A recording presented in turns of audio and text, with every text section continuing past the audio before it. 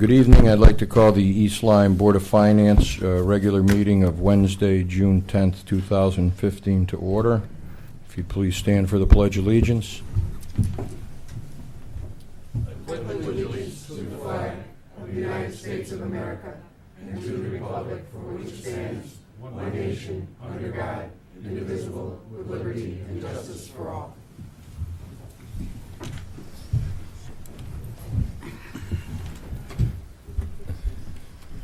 Good evening. Thanks for coming. We have a full house tonight. It is. All right. We will proceed down the agenda. Delegations. Is there anyone in the public who would like to speak at delegations? Mr. Randa. What? You don't have a recording secretary, Okay. so if one of you would just take some notes, all we really need is the motions. Here she is. Most important Right. person. Right. Karen. That's past time, hon. I let Mr. Dravic come before me. All right. Yeah, we most did. important person. We did. Yeah, we did. Sorry, Karen. I'll wait till you get going if you want my name, dear. I know your name. Do you? I know one right now. You know where I live? Boston Post Road, but I get you confused. So you get me. Ronald Rando, 194 Boston Post Road, East Lyme. I'm here to say a few things tonight. The first thing is, I got this notice, I see this town of East Lyme notice, special town meeting. It says, notice is hereby given, special town meeting of the town of East Lyme to be held on June 22nd, 2015, 7 p.m. ETT at East Lyme Town Hall for the following purposes. Now, are we positive all these things are going to pass tonight to be on this town meeting? Or is this just a meeting for a whitewash this thing?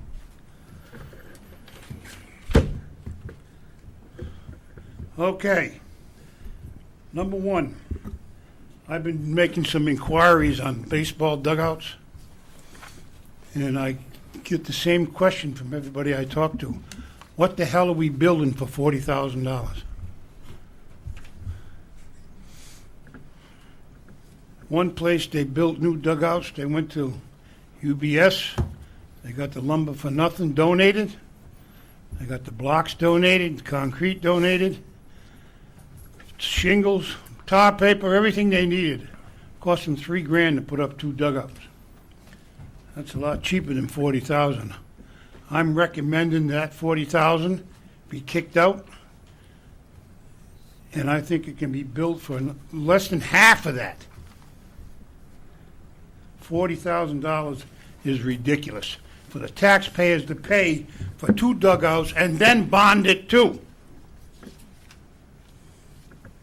And I hope you people listen to what I'm saying, because usually I get up here and I speak and nobody listens, but tonight I hope you listen.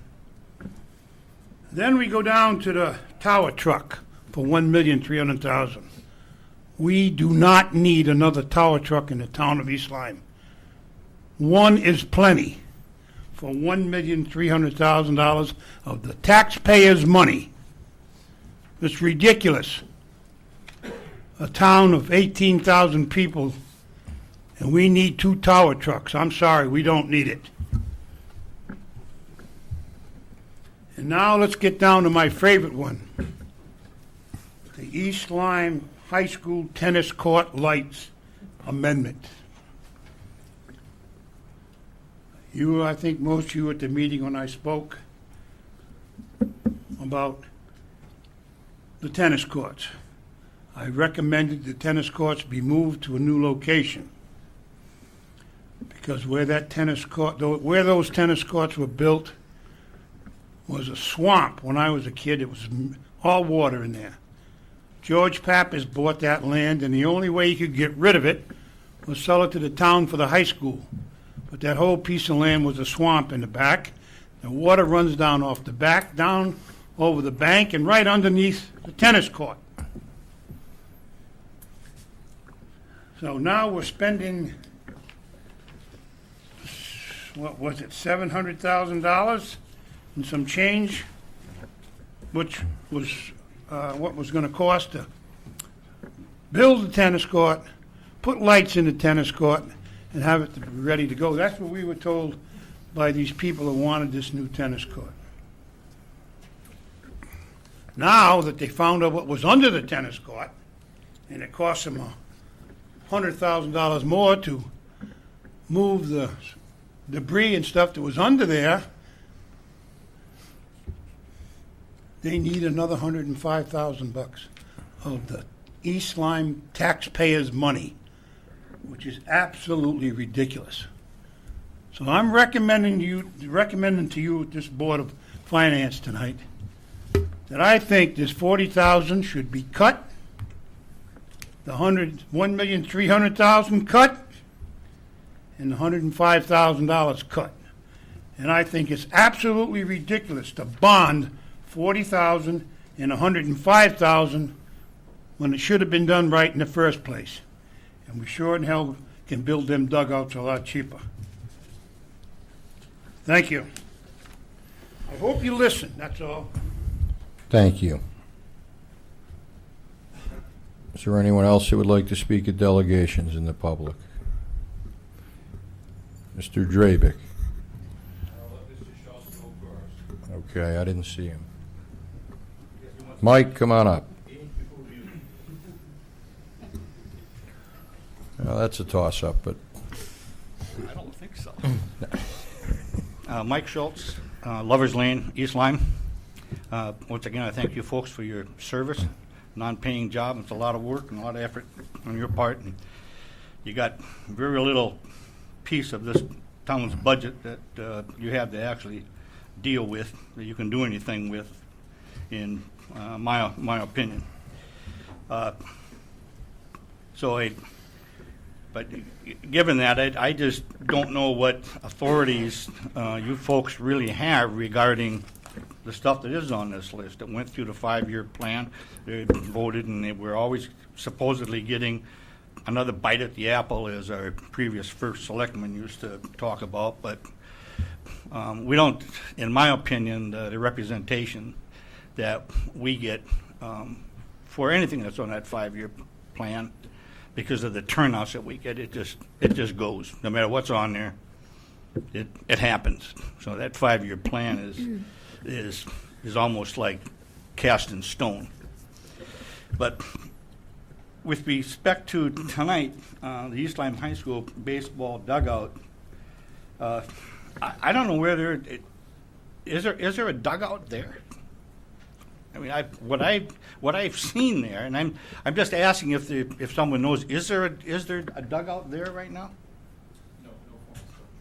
No dugouts. So what I saw down there was, on one side, 2 benches with 1 tent. On the other side, which is supposed to be the opposing team, was a bunch of benches and 2 tents, and that's a dugout.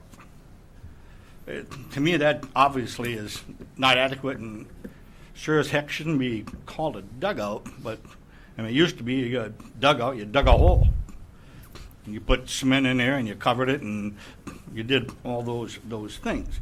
So, is there a plan for these dugouts? Is there something that we as the public can see, or that you folks can see? Because I'm on your board is sitting someone that's got more experience in this type of thing than anyone else that I know.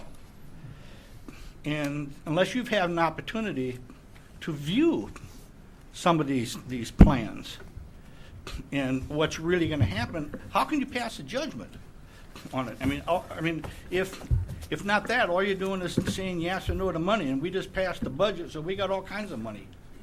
The $40,000 would be a moot point, in my opinion. But I think we need to have something, some presentation, something to grab a hold of before that town meeting, so we know what we're getting. And as far as the tennis court lights are concerned, tennis courts are supposed to be for the school. As far as I know, I mean, school is during the daytime. It's not normally at nighttime, and you don't have to have your activities at night after dark. This isn't for the public to really out and use. This is for education for the kids. So I don't think you need lights for the tennis court. But certainly if you're gonna have lights for the tennis court, have some people look at this that know what the cost actually could be, or not just should be, but can be. We ought to be able to cut this back a bit. Money's not growing on trees these days, so I hope we can gather a little bit more information and present it, give it to the public as well, so that we can determine whether or not we want to support those activities. Thank you. Thank you. Mr. Dravick.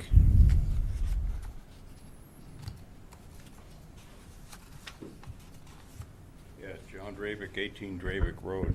Yeah, I got to agree. $40,000 for dugouts is a tad much. Now, the ball field went in, there were no dugouts. You had a group come in who volunteered to put in dugouts, benches, whatever you want to call it. Now it's up to the taxpayer to officially do it right. As far as I'm concerned, it's almost like expanding government. It initially wasn't an expense to the taxpayer. Why take it on now? We all talk about pay for play and all this stuff. That's the way it has to be. American Legion plays there, other people play there. I think we should start charging a little more for what we do here. And that goes for tennis courts. You have a special interest group that wanted tennis courts and wanted lights. They pushed it. They came in here yelling how much they wanted to play. I got to remind you that we have private tennis courts in this town that pay taxes, Lyme Shores Racket Club. What are you going to do, compete with them because you're giving everybody free lights? I don't think so. It's unfair. It's bad competition for somebody who wants to be business friendly. Those people want lights. The taxpayer already anteed up well over $1 million. You realize how many times we fixed those stupid tennis courts because we built them in a dang swamp? Because everybody's so smart, they cheer. You get a group to come in, stacks the meat, and yep, that's what we're going to do. We're going to pave over the mud. 3 or 4 years later, after those people left, the tennis courts go to hell. Now you're tagging us again for the money. Enough already. If those people want lights, let them have a bake sale, whatever it takes to put lights in. Let them do it on their own. Parks and Rec, the schools, they all collect money for fees and permits. Well, how about letting them reinvest some of those fees and permits instead of coming back to the taxpayer? They get to keep them. It's always up to the taxpayer to foot the bill for all these things. It's unfair at this point. You have a special interest group that wants lights on a tennis court, let them raise it. We've already anteed up enough to give them a tennis court. At this point, you're slapping us in the face. Now, slightly separate from this, but very related because it's all dollars and cents. The governor is sticking it to us. Okay? Now, back at the town meeting, said, oh, it's only $11 if your house is assessed for $250. Well, in the meantime, your water rates went up, your sewer rates went up, everybody's insurances ran up. Look at all the for sale signs in town. The town is shrinking. We're not gaining. Costco? Don't look like that's going to happen. So what are we doing? We're raising taxes. Now we're spending close to $4 million here, just like that. You know, back when this CNRE account started, everybody was making 6-7% of their money in the bank. We had Pfizer people living in this town. We had a lot of kids. People could afford an increase. Of course, Ron and I always bitched because we knew the light couldn't last at the end of the tunnel. Well, the light's disappearing quick. We're in a tough state right now. And I mean the state of Connecticut, and a tough state in the country, the amount of debt we have. The town shouldn't be going further into debt. You want a tower truck? Well, hey, it's public safety. I can go along with some of it, but not this much of it. We don't have that many big buildings in town anymore than we had back in 1967 when we got the first tower truck. Enough already. We got mutual aid. We paid for a complete fire department up at Stone's Ranch that we do not get the benefit of. I think that's another slap in the face. Enough already. I'd turn just about all of these things down, strictly because we don't have the money anymore. The economy has gone south in Connecticut, particularly in southeastern Connecticut. Thank you. Thank you. Would anyone else from the public like to speak at delegations? Mr. Rando, is there anyone else? Go ahead.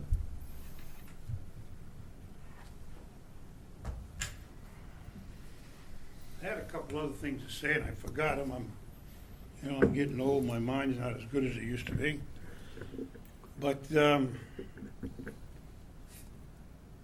had some figures I got a couple days ago. 2014. There was a big article in the paper, I think, in Orlando. 300,000 people in 2014 left New York and Connecticut to go to Florida. Now, why did they go to Florida? Well, let's see. No income tax, no death tax. A lot of taxes that we have up here, you don't have down there. No tax on your Social Security. Just last week, I had a well-known dentist come into my shop, sell me some of his guns. He was back today, sold me another one and some of his ammo. I said, Steve, what's going on? He says, well, I got one kid left in school. She'll be out next year. I bought a place in Naples. How come? Well, I can't afford to live in Connecticut anymore. It's another one. And this gentleman by the name of Jim Cranston works at EB for a good many years. Retired and come in ordering a pistol for his son. He says, if I'm not here, gave me his address, just call him, he'll send me the check. I said, what's up? He says, my wife's selling her house, I'm selling my house. Bought a house in Venice, Florida. Why are you leaving? Can't afford to live here. That should sink in up here. I watched Face the State the other day. On Sunday morning, our illustrious governor was on there. And if you ever saw a person lie with a straight face, you should have seen that. What the Wall Street Journal said the other day? The worst governor in the United States. We are ranked 5th in the state, our state with the rest of them. Texas is booming. Colorado, Denver, Colorado. Last 2 years, 422 businesses relocated to Denver. Unemployment went from 6.9 to 4.4. Why? Cheaper to go there, I guess. We had a $1.8 billion tax increase 2 years ago in the state of Connecticut. This year we got a 1.7. Figure out, and plus our sewer rates go up every other year. Everything goes up. Property tax, but we just reach into our pocket. The lieutenant governor was at a picnic, and one of my friends got it talking to her a couple of years ago and said to her, you know, the state is almost bankrupt. She says, oh no, the state of Connecticut will never go bankrupt. As long as we can raise taxes, we'll never go bankrupt. Well, I think she's out in left field or she's in another planet. We're on the verge. But I think you should look at these long and hard. Thank you. Thank you. Anyone else wish to speak at delegations?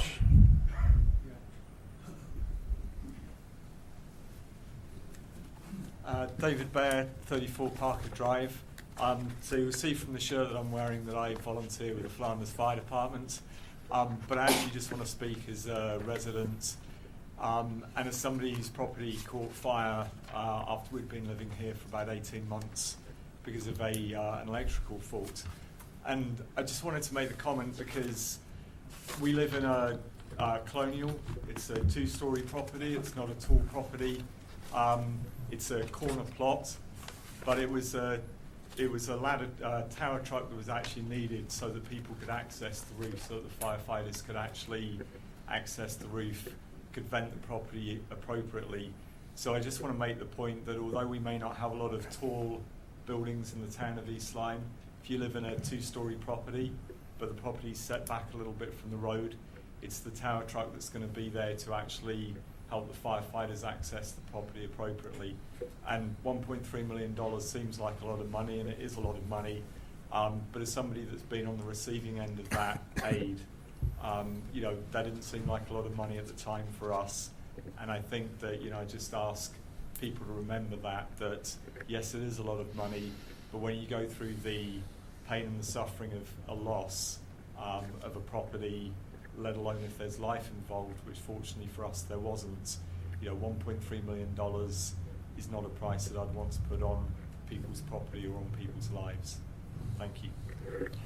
Thank you. Anyone else wish to speak at delegations? One final call. We'll close delegations and move on to the approval of the minutes for the special meeting of May 27, 2015. Do I have a motion? I'll move to approve the minutes of May 27th, 2015. Do I have a second? Second. Any discussion or comments or corrections? Yes, I have one slight correction, Karen, on page 2. The last paragraph of G. Mr. Harney recalled that during deliberations. I just wanted to say that we should probably add in the second line, attend the union labor contract negotiations, just for clarity purposes. Are you following me? Okay. It just says the board wanted to attend the contract negotiations. I thought for clarity we should just say union labor contract negotiations. That's it.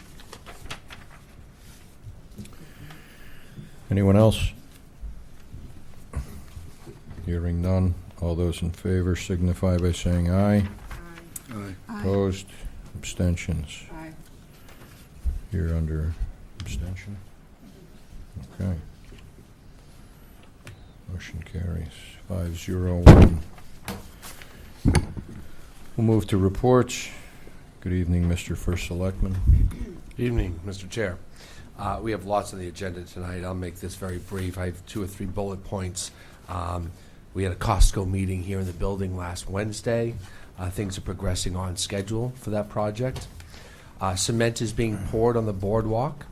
We are now at that phase where forms are being developed and cement is being poured. Very, very where the current boardwalk is. That's what we're starting and walking and working back toward hole in the wall. It's a slow process, but we're still we continue to be on budget, within our budget, and on target for October 3rd opening as we speak. Oswegatchie landmark application is continues to dominate our land use commissions. A lot of attention and a lot of energy, a lot of talent is being put to that. We have another hearing, I believe, on the 18th. We've had 2 so far on this current application. I think there's one scheduled on the 18th, and then the following Monday or Tuesday, we have to close it out by that time.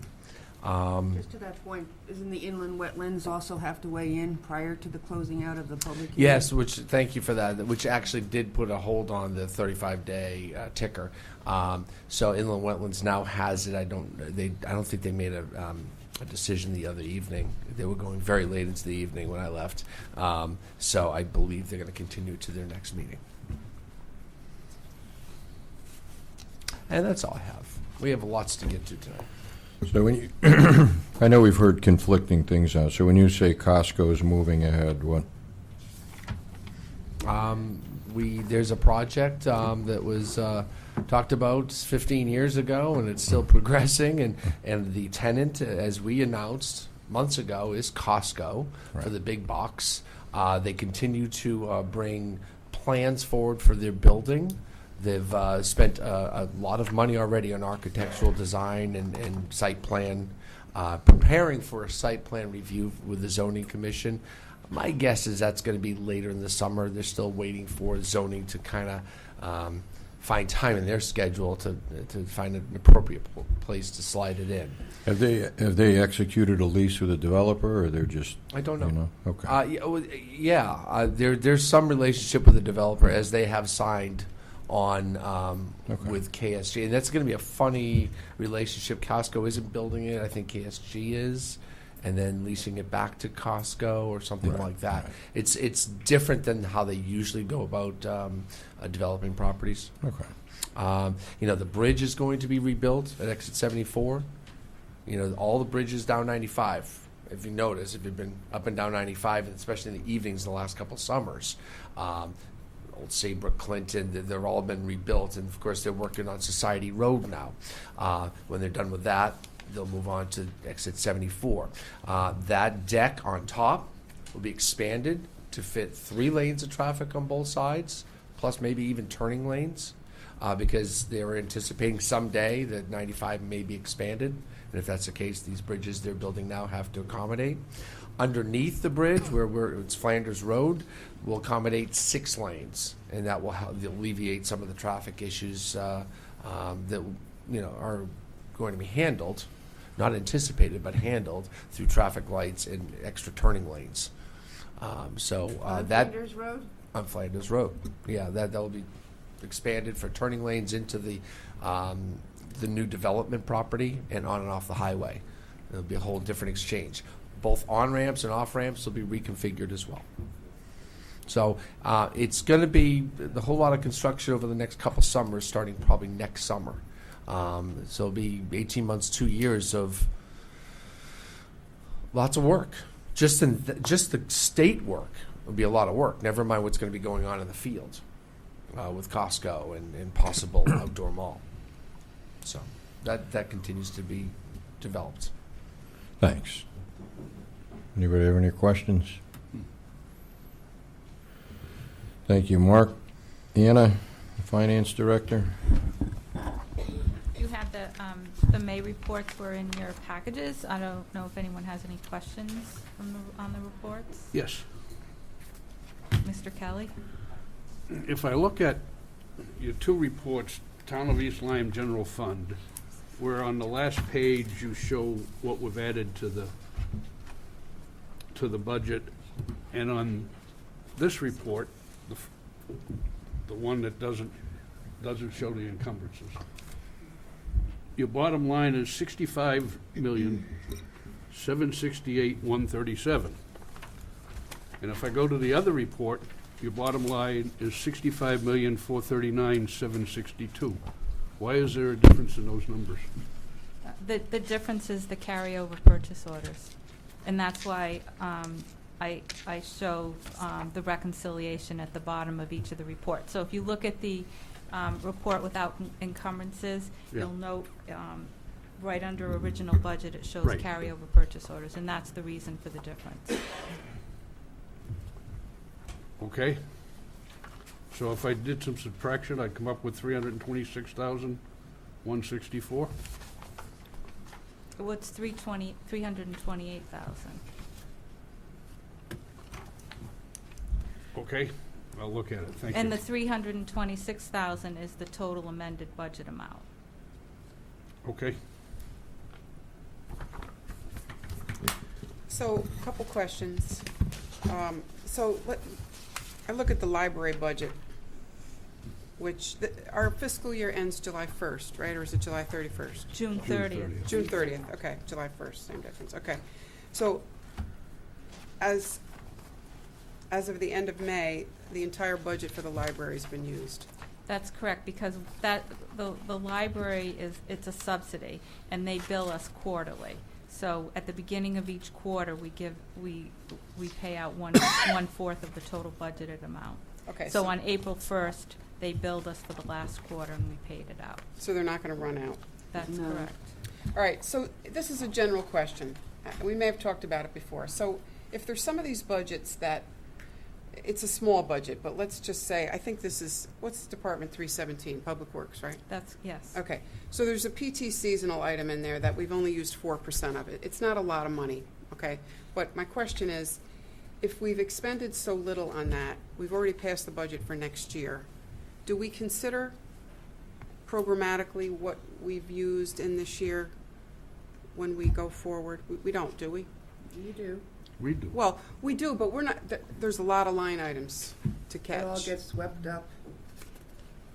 part-time seasonal, in Public Works is used for different reasons and depending on what the staffing level is. For example, if we had someone out during the winter season, due to illness or workers' comp, and we needed additional drivers, that would give us the ability to go out and perhaps hire a part-time temporary driver to come in and assist us. So that's, it's a large department, and they need to take care of the entire town, and that's the purpose of an account, part-time seasonal in that particular department. Right. I'm just thinking programmatically, even if I look at dispatchers under, I don't know what's 224 is, but we've used 77% of that budget instead. You understand where I'm going, right? I mean, if we don't use it all, then when next year's budget, the baseline for next year's budget, if we don't come back and, catch it, one item here, we're going to be basing next year's budget on, maybe it could be less because their needs have changed. So I don't know, I'm trying to figure out a way that we can support the departments, but be as fiscally prudent as we can be. I would love some ideas. Well, I think we started, Steve Kelly, actually, when we look at budgets, we look at the expenditures for last year, what was returned, and I think this year we also did a budget history of maybe I'm wrong, I know that Steve asked for 3 years so we can get an average. Yeah. We did. All right, so this isn't going to fall through the cracks. We kind of look at it programmatically. There's just a lot of line items to be on top of. Okay, I got it. Thanks. I know, you won't be here. And it's That's what I'm difficult. gonna miss. Every department has a story. Right, Like and they're all dispatchers this legit. year, we went through about 75% of the year with only 3 dispatchers instead of 4. Right. We probably budgeted for 4. Yet we probably used more money in our part-time dispatcher account. Right. Well, we didn't transfer it. And actually, we transferred money in because we ran out of money there. So, and so we're running a pretty big business here, if you will, Understand. with several different departments and a lot of moving parts. So, Right, that's always the good to least- question. Always good to Yeah. come up with this stuff. And I think our department heads, by and large, are conscientious of this stuff. And when they continuously budgeted X and they're only coming in at 75% of X, we generally catch that in the budget process. God knows we do enough budget reviews All right. between the personal stuff with Anna, before it comes to you, and then the Board of Selectmen, and then you folks as well. Okay. Thanks.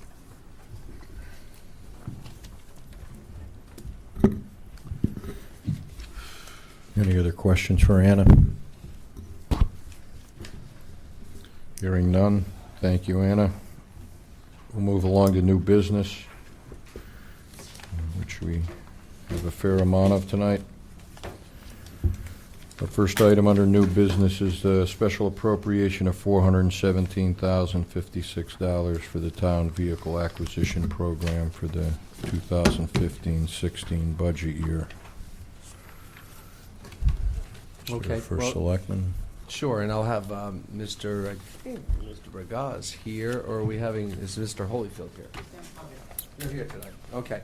And as you make the podium, I will remind you folks during our budget process that we dramatically cut the vehicle acquisition program to only a couple items, and these are those couple items that, if you remember the math, and we went back and forth on that a little bit and left it to our discretion which items we needed. So the dump truck and the loader stay. Several other items came off the list. And of course, we have the 2 police cars that we purchase every year, annually. And those are the stripped down cars. You'll see later in the evening the packages for the sirens, the CAD systems, and all the things that go into our police cars. Joe? As Mr. Nickerson said, there's only, it sounds like a lot, the 417, but how it's comprised is it's a dump truck, a loader, which is the only 2 vehicles in our piece of equipment in the Public Works budget, and then 2 police cars. The dump truck is $155,000, the loader is $175,000. The 2 police cars, one an Interceptor, like the sedan, and one Explorer, and that's $35,000 each for $70,000. So if you add all those up, it comes to $400,000, and then the 417 is the difference is the interest payments over the, now, one thing I mentioned at the Board of Selectmen meeting a week ago is that this is kind of a pivotal point because the whole purpose of the vehicle acquisition program, and it was certainly done well before I was here and it was well planned out, is to try to revamp the town equipment so we're not driving around in a bunch of jalopies and they're all breaking down, especially whether it's the police cars in pursuit or whether it's in the middle of the winter. This is the first, I think it's the 6th or 7th year of this program, but if you look at the numbers, this is actually the first year where the actual payments are starting to come down because they've been building up because we had to catch up for so many years. But if you look at like this year's payments, over the 5-year payments will be actually less than last year's payments on these vehicles for the Highway Department, the Public Works Department, and the Parks and Rec Department. Parks and Rec doesn't get any equipment this year. And that was the purpose, is ultimately once you start revamping your equipment and get in a cycle, you can get control of it. And as I can't attest for the police department, although they're vehicles, but I do know that during the storms, and we had a lot of them this winter, and you saw that everyone saw the trucks trying to plow the roads. We had very few breakdowns. I mean, our equipment was out there, 2 feet of snow in a blizzard. We got our loaders out there, and you need this kind of equipment. The dump trucks, you can say, can you skip a year? You skip a year. We're in a 15-year replacement plan, and the truck that's being replaced here is a 15-year-old truck. So next year you do. The problem is we have so many of them that you have to keep turning one every year, or else you're going to get behind the 16th and 17th. And those are the years where you start getting the $5,000 breakdown, the $7,000 breakdown. So we're trying to. The one other point, and I know Mr. Nickerson made a point of it last week, is that there's no vehicles adding on here. Whatever vehicle's coming in, there's one leaving. So we're getting a dump truck. We have a spare truck right now. That's if you're in a storm and some of that. So the new truck. Then we have a truck that goes to the spare truck, and the spare truck goes by, leaves the department. The loader is actually the loader that we're going to be getting the new one. We have a 15-year-old loader, and that's going to be traded in. So it still has some salvage value. We're trading it in. So before it starts breaking down, because some of this equipment, once you keep it too long, starts really costing the town a lot of money. And by that point of having to not add any more vehicles, then hopefully we'll also get control of the vehicle maintenance line, because for a while over that period, we bring in new vehicles and then we weren't always turning vehicles. We're doing that. So the $175,000 for the loader, is that going to be minus what you get for a trade-in value, or is that already figured in? The trade-in value makes it minus, but the problem is when we have to try to put all this document together, Right. you don't all have all your numbers. So once we get the loader and get the trade-in, the number could be less than this, and then the vehicle acquisition will adjust that. So the town's not paying any more than what the vehicle costs. Well, I would hope that. No, but so the 175 does not include the trade-in. Okay. When we had the presentation during our budget deliberations, we talked about replacing dump trucks for the next 12 years. I have never voted against the vehicle acquisition program. However, if you take a look at when we build the schools, what happens to our debt, then it's going to have to really be looked at closely. Because if everything happens to the schools for the price that we're talking about, we essentially double our debt. And you can't hear me? I say if everything happens to the schools that's projected, we essentially double our debt. And therefore, a new dump truck, even at $155,000 for the next 12 years, would have to be looked at very closely. That's just a statement. We understand that, and there was actually, beyond the dump trucks, there's other equipment. There's a roller, there was there's another flail mower. There's a lot of other equipment that got cut, and we totally understand and we appreciate the support of the town. Yeah, I know what we cut because. Well, I just so if other people, but there was other things cut. Thank you. Thank you. Any other questions for Joe? Okay. Do we have a motion on the floor? Whereas the Board of Selectmen has determined that a true and very real need exists for the acquisition of the vehicles and equipment described above, presented at this meeting, be it resolved to approve an appropriation in the amount of $417,056 for the purpose of acquiring by way of lease or purchase various vehicles and equipment more particularly described in the town's fiscal year 2015-16 equipment acquisition plan, as evidenced by one or more agreements for the acquisition of said vehicles by lease or purchase, or a combination thereof, for a total price of $400,000 plus interest at the rate of 1.66% per annum, payable in annual installments of $83,412, or $6,950.92 per month over a period of 5 years. The first selectman is authorized in the name and on behalf of the town to execute and deliver any documents that may be required in connection with said transactions. Second. Any further discussion on the motion? Just one comment for clarification, and Anna, just to be clear that this bonding that will go forward for, it's not bonding, No, it's appropriation. appropriation. Okay, this is going to be for the 15-16 budget year, so no expense is going to hit in the remaining 2 weeks of this fiscal year.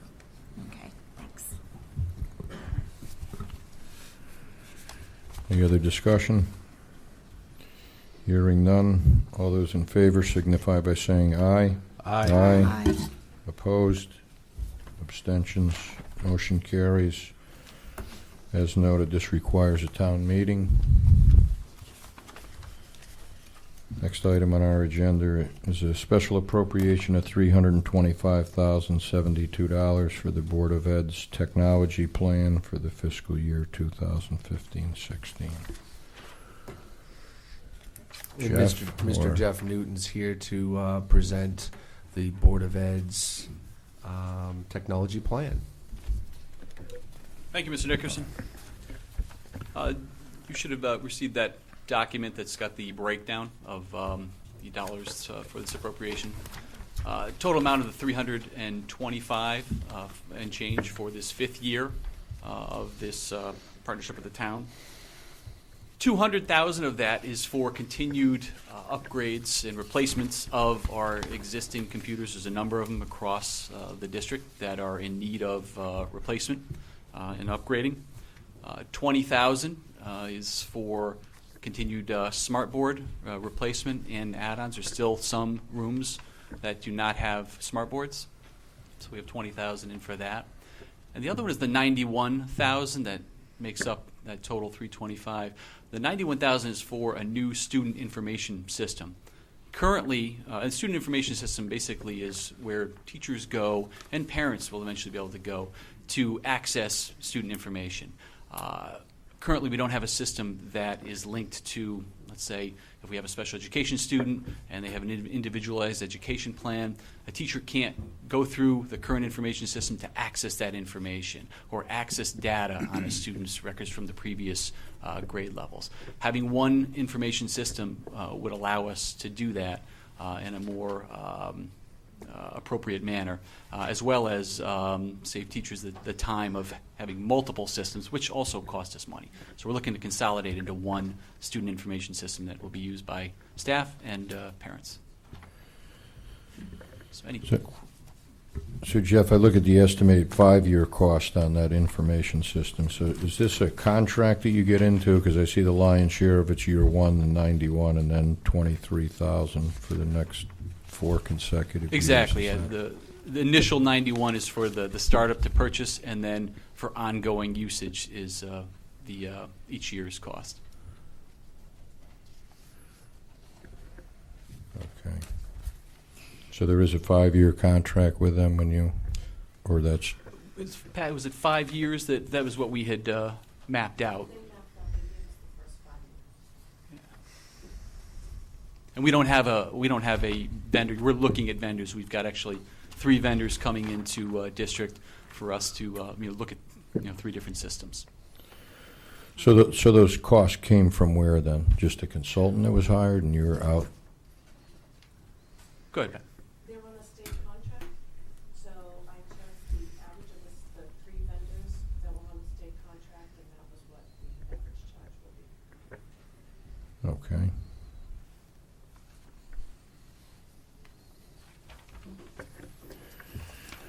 Any other questions? Yes, if I look at the CIP plan that was put together and approved at the townwide meeting, it seems like those two items come up to $339,000. So is it fair to say that you have been able to negotiate that down to the $325,000 that you're looking for? I would say that's probably accurate, Camille, yes. Okay, thank you. No, I'm aware of this from the budget that we had approved and reviewed these plans for this year's special appropriations from the various accounts, so I don't have any questions. So would you like to make a motion? I don't think I have my paperwork. Oh, okay, I'll read it. Any other discussion? Are there any? Hearing none? Whereas upon the recommendation of the Board of Education, the Board of Selectmen has determined that a true and very real need exists for the acquisition of the equipment described above. Be it resolved to approve an appropriation to the Board of Education in the amount of $325,072 for the purpose of acquiring by way of lease or purchase or a combination thereof various new computer and smart board equipment for the high school, middle school, Niantic Center School, Lily B. Haynes, Flanders School, and the central office, more particularly described in the East Lyme Public Schools, proposed Year 1 computer replacement plan 2015-16, and a new student information system, the total amount of $311,729 plus interest at the rate of 1.66% per annum, payable in annual installments of $65,015, which is $5,417.86 per month over a period of 5 years. Second. Any discussion on the motion? Hearing none, all those in favor signify by saying aye. Aye. Aye. Opposed? Abstentions? Motion carries. This item as well requires a town meeting. Thank you. Thank you, Jeff. Thanks. Next item on our agenda is the bonding resolutions for various capital improvements. Number 1 is the dugouts, 2 is the roads, 3 is the fuel station tanks, salt shed package. Number 4 is the Flanders Fire Department tower truck, and number 5 is the East Lyme High School tennis court lights amendment. Mr. First Select. So we'll start at the top with the dugouts.